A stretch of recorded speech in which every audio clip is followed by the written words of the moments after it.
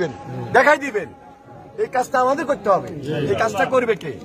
যারা বিগত দিনে ছাত্র জনতার আন্দোলনে করছে, এ আমার ছাত্র ভাইয়েরা, যুবক ভাইয়েরা, তরুণ ভাইয়েরা, তারেক রহমানের নির্দেশ আছে আমাদের প্রতি।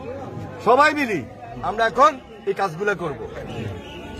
আমি তো নির্বাচিত হয়েছি, আপনারা আমার নির্বাচিত করছেন।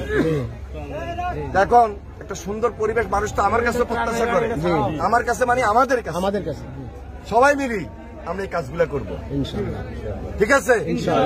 কোনো ধরনের অসুবিধা না হয়। এখানে জনসভা একটা না, গণসভা ভোটের সময় আইলে কত ওই হিসাব আছে। আর আমার কোনো অফিসের দরকার নাই।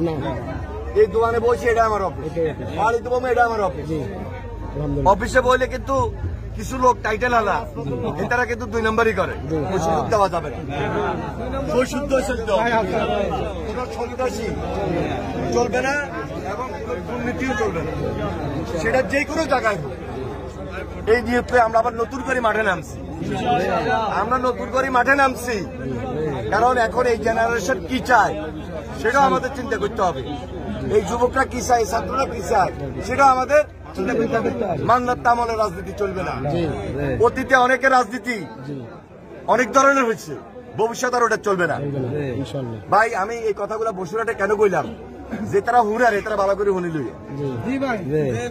আমরা সবাই পছন্দ করি, সবাই লই চলি, সবার লই চলি, কিন্তু কেউ আমাদের উপরে যেন ছড়াই উঠে আছে না। একটা সাধারণ মানুষ চললো না, আমি এই নেতা, আমি এই খাতা, কোনো দরকার নাই তো। আন্দোলন কিন্তু আমরা নেতা খাতারা সবাই করি না, ব্যাক আন্দোলন করছি, সবাই আন্দোলন করছে। এখন মাইয়াওয়ালারা কিন্তু আরো গরম, যে আন্দোলন আমরা করছি, আমরা হানি দিচ্ছি, আমরা খাওয়া দিচ্ছি, আমরা রাস্তায় নামছি। সুতরাং সবার জন্য সমান একটা সুন্দর পরিবেশ তৈরি করতে হবে। খালেদা জিয়া সালাম নেবেন, তারেক রহমান হাতকে শক্তিশালী করবেন। এই মুহূর্তে কাজগুলো আমাদের দরকার, ইনশাআল্লাহ। তাহলে এখন আমি বসুরহাট আইছি, গত পরশুদিন আমি জনতা কলেজ গেছি, আবার সামনে সরসাই যাবো, রহিপুর যাবো, সব জায়গায় যাবো, নুরুল্লাহপুর যাবো, সব জায়গায় যাবো। আস্তে আস্তে যাচ্ছি, একদিনে সব যাওয়া সম্ভব, প্রত্যেক ইউনিয়নে যাবো। চরসাই বসুরহাট আমি সব জানি, চরসাই ইউনিয়ন সব জানি।